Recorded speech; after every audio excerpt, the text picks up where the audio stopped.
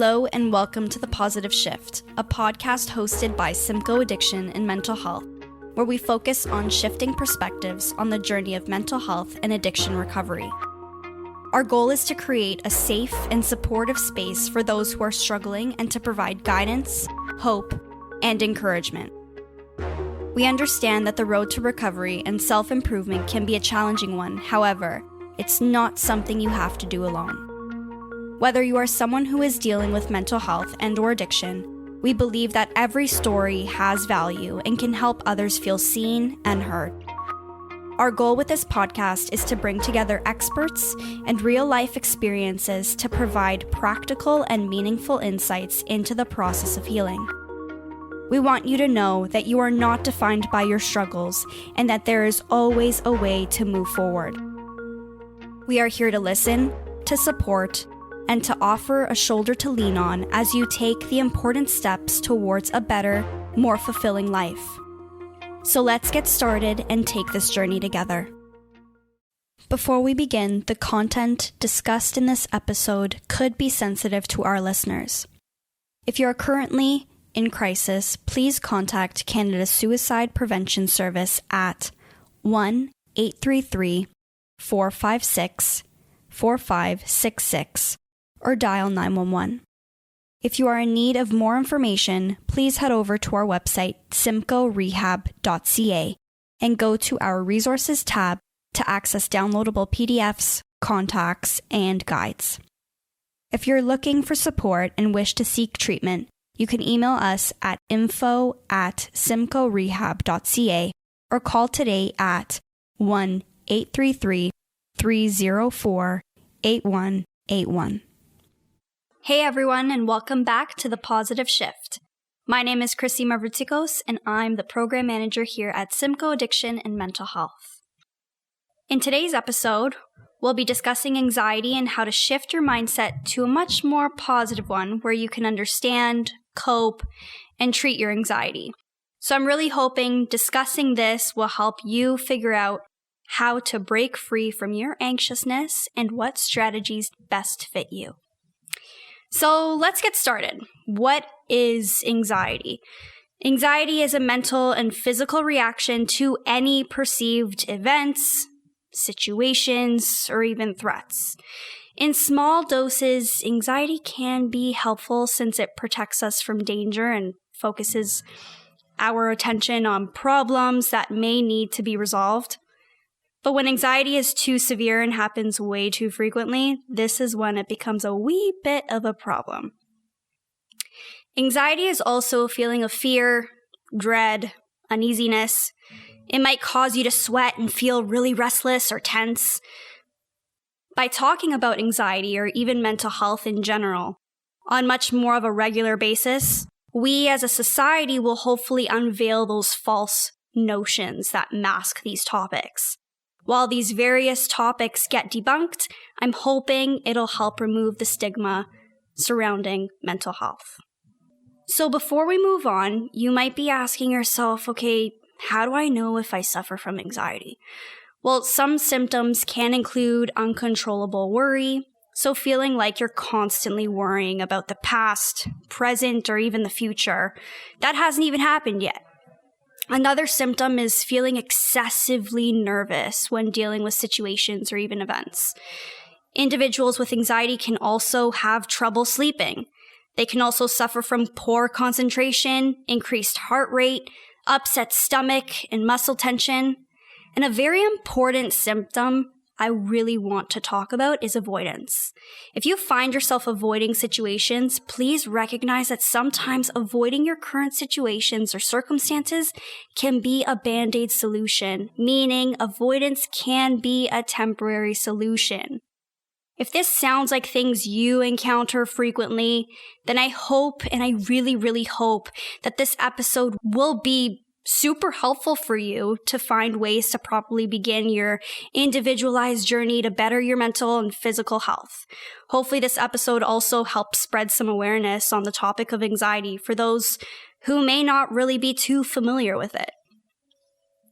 Since we've talked a little bit about what anxiety is, as well as the various symptoms that can be felt, now we'll dive a little deeper into finding ways to help you cope with your anxiousness. It's so important to have coping skills in place in order for you to help manage your anxiety. So for example, practicing mindfulness. Mindfulness is great for reducing symptoms of depression and anxiety. It can improve your memory, focus, and mental processing. It can also help with managing emotions while adapting to stressful situations. And being in a mindfulness state helps you focus on the present moment, which includes recognizing your own thoughts, feelings, and senses in that specific moment. And another coping skill would be engaging in regular exercise. Physical activity really helps decrease sensitivity to your body's reactions to anxiety. It can also help enhance your mood, improve energy levels, and promote good quality sleep. Avoiding things that may enhance your symptoms of anxiety. For example, caffeine and alcohol.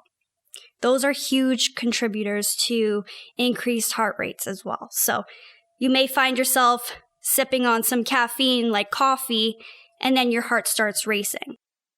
Another coping skill would be practicing deep breathing exercises. Deep breathing during a period of mindfulness and meditation will help enhance your relaxation during times of really high stress. If you aren't able to focus, start with practicing your breathing techniques in a really quiet spot, with your eyes closed, focusing on the present moment, while relaxing your muscles, starting from your feet to your head. Create a self-care routine. Implement some strategies for yourself. Don't be afraid to come up with ways that will benefit your mental health and well-being.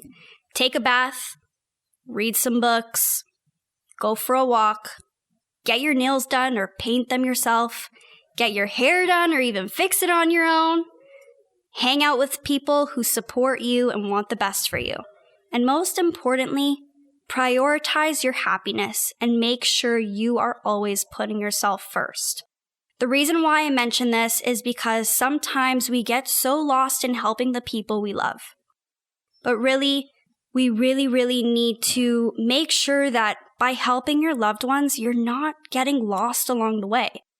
Now, I'm not saying don't help your loved ones, but what I'm suggesting is to just find that good, healthy balance, just so you don't get lost along the way either. Finally, seek the professional support if needed, aka talk to a therapist. Don't be afraid to get that professional help. Talking to a therapist is truly helpful since they are an outside source you can talk to for your needs as an individual. Therapy is always a safe and non-judgmental space. And since we're on the topic of seeking professional help, one type of therapy that helps with changing or shifting thoughts and thought patterns and behaviors associated with anxiety is cognitive behavioral therapy, aka CBT. CBT is an effective form of talk therapy that's used to treat anxiety. Some examples of CBT techniques that may be used to help individuals with anxiety are identifying negative thought patterns. A CBT therapist may work with the individual to identify those negative thought patterns that contribute to their anxiety. So by recognizing these patterns, the individual can learn how to challenge and reframe their thoughts in a much more positive and realistic way. Another example would be exposure therapy. Exposure therapy involves gradually exposing the individual to anxiety-provoking situations in a safe and controlled environment. Through repeated exposure, the individual can learn to desensitize themselves to their triggers and then develop coping skills to manage their anxiety. Now, behavioral activation is another CBT technique that involves setting and working towards those achievable goals that increase the individual's sense of accomplishment and fulfillment. By focusing on positive activities and experiences, the individual can learn to shift their focus away from their anxiety. Relaxation techniques is another example where a therapist teaches individuals relaxation techniques such as deep breathing, progressive muscle relaxation, and visualization to help manage their anxiety. Also, homework assignments. Now, I know that really sounds like it sucks, but a therapist may assign you homework to reinforce the skills and techniques learned in therapy. This may include keeping a journal of thoughts and feelings, practicing relaxation techniques, or even engaging in exposure exercises. Now, keep in mind there are several ways to treat anxiety. There's not one particular way, so if you find one way isn't working well for you, do your research or ask professionals to figure out what would help you best from an individualized perspective. For instance, although one option is cognitive behavioral therapy, another option would be seeking out natural remedies. These natural remedies could include exercise, which we talked a little bit about, mindfulness meditation, which we also kind of dove into, now herbal supplements and aromatherapy. Herbal supplements can be used as a natural remedy for anxiety. Some commonly used herbal supplements include chamomile, which is this herb which has a calming property that may help reduce symptoms of anxiety.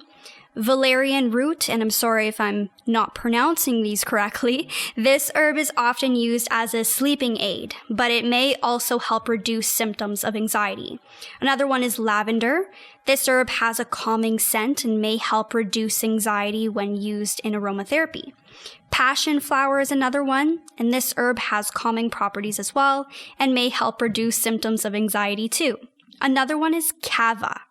This herb, and which I actually haven't heard of kava before. So this herb has actually been used to treat anxiety and promote relaxation, but it can have a side effect and should be used with caution. So please consult with your doctor before doing anything like this too, okay? Now, on the other hand, aromatherapy is linked to your olfactory senses, meaning your sense of smell. Some examples of aromatherapy for anxiety include lavender. So this herb, again, has a calming scent and helps reduce anxiety. Bergamot. I'm probably pronouncing this so wrong, but I have it all written down for myself to explain it to you guys. But this herb has a citrusy scent and may help reduce symptoms of anxiety and also depression. Lang Lang. This herb has a floral scent and can help with anxiety and depression as well. Frankincense.